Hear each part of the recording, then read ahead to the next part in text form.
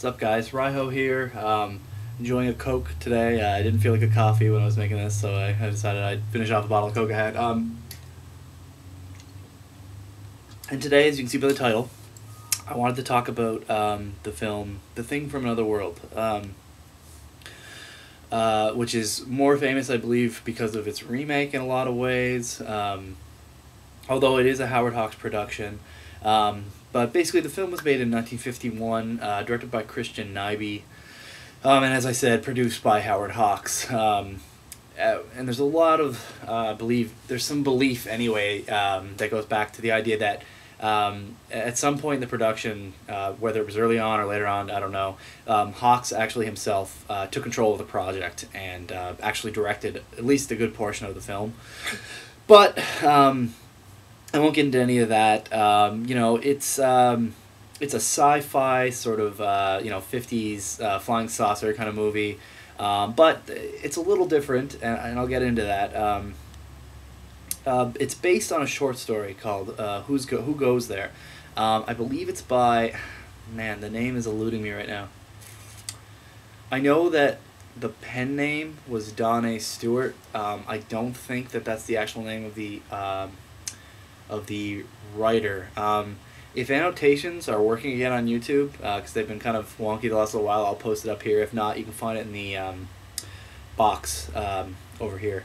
But anyway, it is a short story, which Carpenter's version, the remake, The Thing, sort of more closely follows than this film. Basically, this film doesn't use any of the characters from the short story and changes the storyline a little bit. And this, we're in the Antarctic, just like in the other film and in the short story. We have a group of soldiers or a group of scientists that are, in the Antarctic Circle, doing some testing and research and stuff like that. Basically, a pilot, not McCready or anything like that, but a pilot in the Army has to go up to check on their situation and stuff like that, because they've noticed that there's an odd change in the magnetic pole near the pole. And there's something huge there, basically. So they go down, and of course, it has that famous scene where they find the flying saucer, and they all they sort of stand in a circle, and it's sort of they're discovering that it is a circle, which is significant because at the time, flying saucers and flying saucer movies were a big deal. So as soon as they made the shape of a circle, you knew what was underneath the ice, kind of thing. And they use thermite trying to blast it out and end up destroying the ship, but they do find its pilot, basically. And the film, in the film they take it back to their barracks sort of thing, and it thaws out and starts causing havoc. I have to say, though, the film itself, it's not, personally anyway, I find, it's not really as much of a creature feature as a lot of the other movies. The creature itself, I find, makes very sparse, random attacks on them. You don't often see it that well, which makes sense. You shouldn't see it that well till the ending. It's sort of a scare gag at the end, but it's rarely there. I found the movie, for me anyway, is more so the interaction between the people that are in the barracks and how they react to it. You've got the army on one side that want to cover it up, try to destroy the thing, basically, and you've got the scientists on the other side that want to preserve it and test it. And they're having sort of a battle of ideologies, and while this is happening, it's attacking, and they start to learn more about it. They learn that they say it's made of vegetable, which I thought was kind of funny, but it's supposed to be some kind of living man-shaped plant-based sort of creature. It lays pods or seeds or something like that, and it needs human plasma or blood, basically, to grow them. So to grow more of his race on Earth, he needs blood. And so the army want to destroy it. The scientists, they want to study it, that sort of thing. I think, actually, the army itself, the general that isn't there kind of thing, and he keeps sending information to them, he would actually like it preserved as well, but the guys that are there are sort of trying to kill it if it's going to kill them.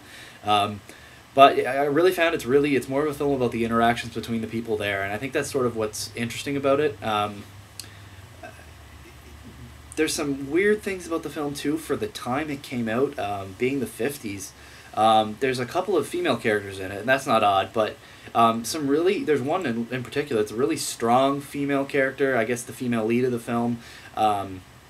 you know, it's talking about her, you know, going out in the town and drinking, and some really open dialogue with one of the male characters in the film, you know, how they hooked up and all this different stuff, and just not the sort of female character you would expect from a film of the 50s. I found that very odd.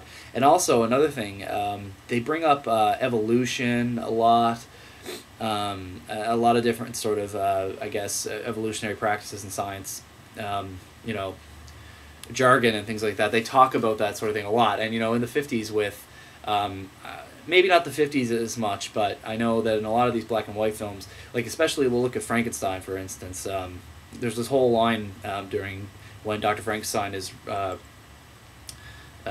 bringing life to the creature, where he's, you know, he says something like, you know, I know what it's like to be God. And when the movie first came out, they, you know, they wiped that out of it. You had to see it later on in some previous releases, or in, you know, the DVDs and stuff like that you can get now, maybe some VHS copies, I don't know.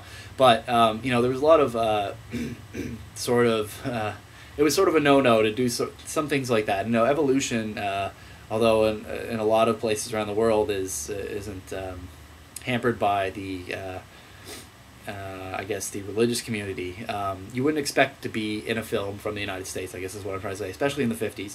And here they are, you know, talking about evolution as if it's complete fact, and it was sort of surprising. You know, you'd expect them to preface it with something about religion and God or something like that, but basically they're just going on about it, you know, straight up, which I thought was kind of interesting. So, you know, other than that, like, I enjoyed watching it. I think I wouldn't exactly recommend it to everybody. Maybe if you're a big fan of The Thing, John Carpenter's film, and you want to see what he essentially remade. If you like the short story, you know, you're definitely going to want to watch this version. Also, if you're into the sci-fi, space, UFO, alien movies of the 50s, it's sort of an essential watch in a way, but like I say, it's not really, I find anyway, you know, the creature, it's funny, it shows up randomly, and although a few people do die, it's sort of dealt with on the fly really well.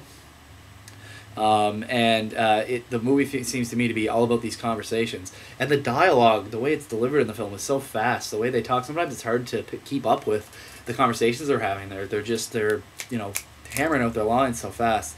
But I think really in the end, it's really about how these people react, and I think that's sort of the point of it. It's, you know, all these people in an isolated area, and this thing attacks them, and how they come together to face the situation is really the story of the thing. And you know, I think, as I said, you know, maybe I wouldn't say that everyone needs to check it out, but if you're into the thing, if you like the idea of the story, if you're into that sort of vibe of movie, check it out for sure. But anyway, that's all I wanted to say about it. Yeah, it's my thoughts on The Thing from Another World, and yeah, I hope you guys enjoyed. So I will talk to you soon, and peace.